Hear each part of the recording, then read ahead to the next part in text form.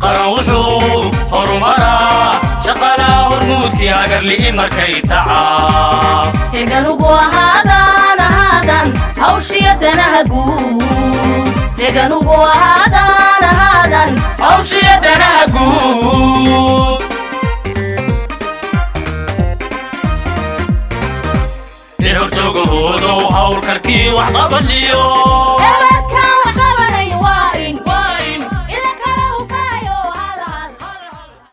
بسم الله الرحمن الرحيم الحمد لله رب العالمين مركو هور إلهي با مهدله مر لباد دمان با وسيرada sideed wasiir bayeen sideed wasiir maxaa ku dhahdaa gudoomiyaha shaqaalaha iyo isuduwayaasha dhamaan marti sharafta kale saxaafadda assalaamu calaykum waraxmatullaahi wabarakaatuh runtii maanta halkan waxa lagu daafurayaa xafiiskii hay'adda shaqaalaha ee gobolka saaxil ayaa xariga laga shari doonaa waa runtii xafiis aanu baahi weyn u qabnay marka loo eego maxaan ku dhahdaa shaqaalaha meelanu hay'adda shaqaalaha ka gobol ahaan safar baanu hawlaha iyagoo dhan u geli jirnay meel dhow oo cabashada shaqaalaha ee gobolku ay markiiba gaadho aad baan u soo dhaweynaa waan ku faraxsanahay waxa kale hormuud noogu noqon doontaa insha Allah saanu filayno kolkaanu isleenahay hay'adda shaqaalaha miisaanka aanu ka heli doonaa masaamiga wasaaradda aanu ka heli doonaa shaqaaleentana waa meeshii noogu dhaweeyo maalin walba kulli waan isfarxaan waan isdul taagnaan doonaa inaan idhaahno gobolka shaqaalaheedii ardaydaas u soo baxday intaas camal la'aana inta kulli xafiis halka aanu cabashayda gaadhsiino oo la socdo tayada shaqaalaha iyaga haddii aqoontooda kor loo qaadayo meel aanu ka gaadhsiino oo noo dhow inaan helno aad baan runtii ugu faraxsanahay waanu soo dhaweynaynaa kulli wixii faahfaahin ee inta dheer waxa bixin doona maxaan ku dhahdaa gudoomiyaha hay'adda shaqaalaha bismillaahir rahmaanir rahiim ilaahay baa mahad leh waftiga wasaaradda oo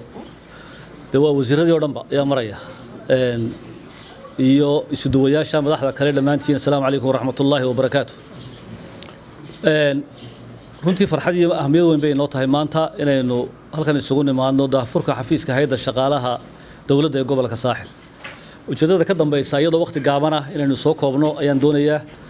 waxa weeye qaran walba halbowlaha oo dhaxaadka horumarkiisu waa shaqaalaha waxaan ugu talagalay anagoo booramana soo furay burcana runtii waftiga isbarbar socono aan jecelahay maxadkii tababarka shaqaalaha dawladda ee burco ee gobolada bariga oo runtii uga mahad celinayo wasiirka maaliyadda kaalin macnaha wax ku oola ku lahaa taabintiisa Dr. Saacad inaanu isla soo furi doono labada gobol ee kale haray sanaag iyo soo laba soo furayna insha Allah taala waa isku tashiyoon waa iska bilow waanagu nahay inaan isuduwayaal badan oo goboladii aan xafiis lahayn duruufaha dhaqaalaha awgeed laakiin tani waxay tahay aan u soo horeysiinay in ay noqoto in shaqaaluhu ay helaan meel ay ku soo hirtaan oo xogtooda iyo waxay baahi qabaan iyo cabashadooda iyo tababarada iyo waxyaalaha ay isleeyihiin shaqaale ahaan xuquuqdiini waa tabaysaan inay soo gaarsiin karayaan halka ka iman lahayd Hargeysa oo aanay noqon inay xaruntii culays ku dhaco caasimada ku dhaco culaysku xafiiska waa furaynaa gaari cusubna waa siinaynaa si uu kormeerada iyo hawluhu ugu fududaadaan waxaanu isuduwayaasha iyagoo wasiiraduna halka fadhiya ku dardaaraya nidaam cusub oo dib u qaabayna oo dib u habayna bay wasaaradda maaliyadda iyo hay'adda shaqaalaha dawladdu wadaan nidaamkaasi wuxuu keenayaa inaynu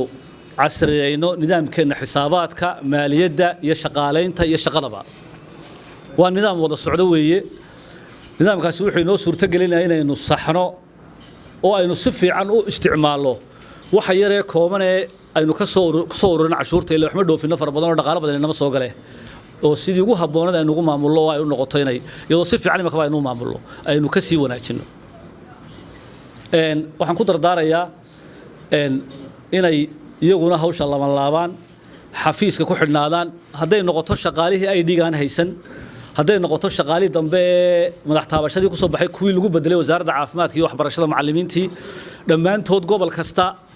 waxa xogta waxa laga qaadayaa hadday indhatay hadday faratay hadday wajitay hadday dhaatadii tay xafiiska regionalka laga qaaday kanalka ka furo kanu boorama ka furay kanu burco ka furi doono iyo kalabada gobol kale aanu ka furaynaba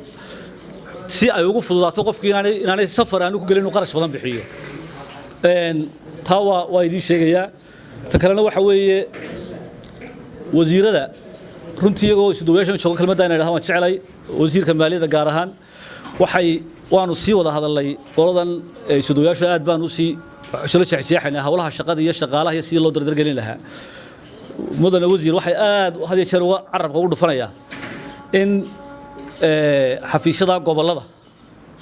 culays la saaro wasaaradda badanaanay booramana hawshaasi waan la kulmaa walow anagu hayda dhaqaalaheenu iska kooban yahay laakiin bal in haddii xitaa complex building loo dhisi karayo wasaaradaha qaar la isugu geeyo gobolada oo maayarka iyo barasaabkuna ama guryaha dawladda oo kale meel la isugu wada geeyo wasaaradaha aan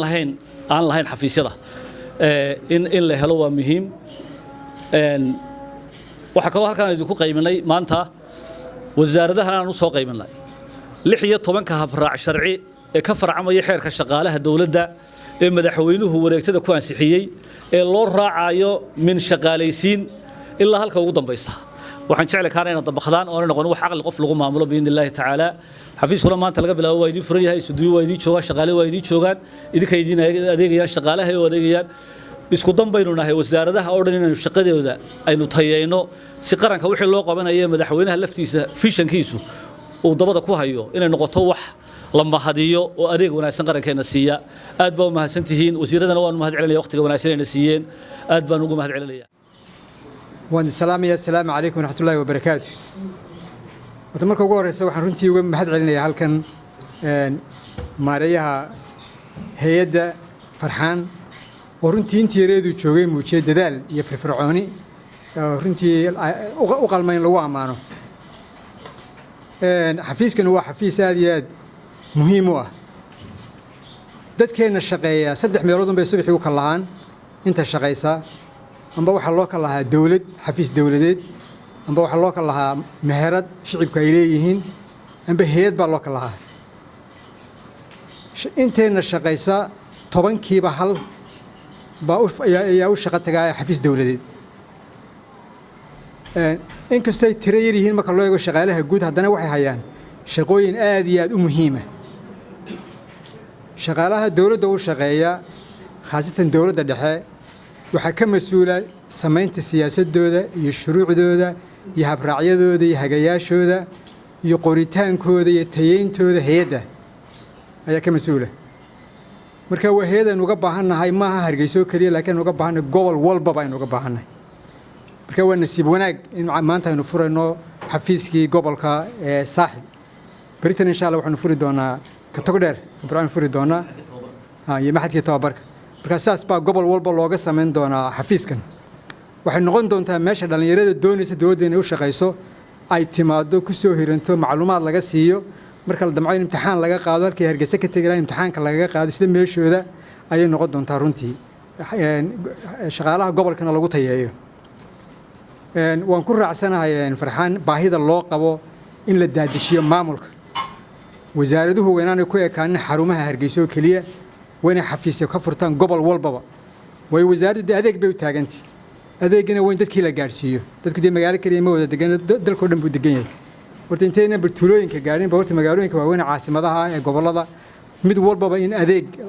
ay wasaarad waliba iyo hay'ad waliba ay xafiis ku leedahay ka samayso dadka u samayso ayaa runtii loo baahan yahay kan barbilow bay noo noqonayaa aan ku hambalyeynaya insha Allah kuwa kale waan sugaynaa ma taqaanaa gobolada kalena furitaankooda oo mahadsantiin assalaamu calaykum warahmatullaahi wabarakaatu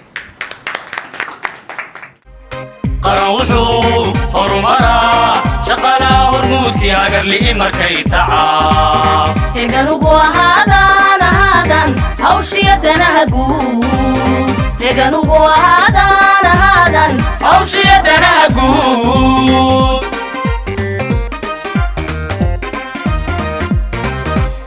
horjoogahoodow hawlkarkii wax qabaniyo hebadkan wax qabanay waa in ila kala hufaayo hal loo ogaadaa hebadkan wax qabanay waa in ila kala hufaayo hal loo ogaadaa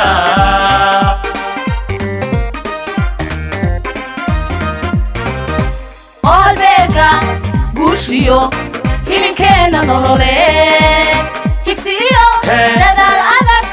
وقان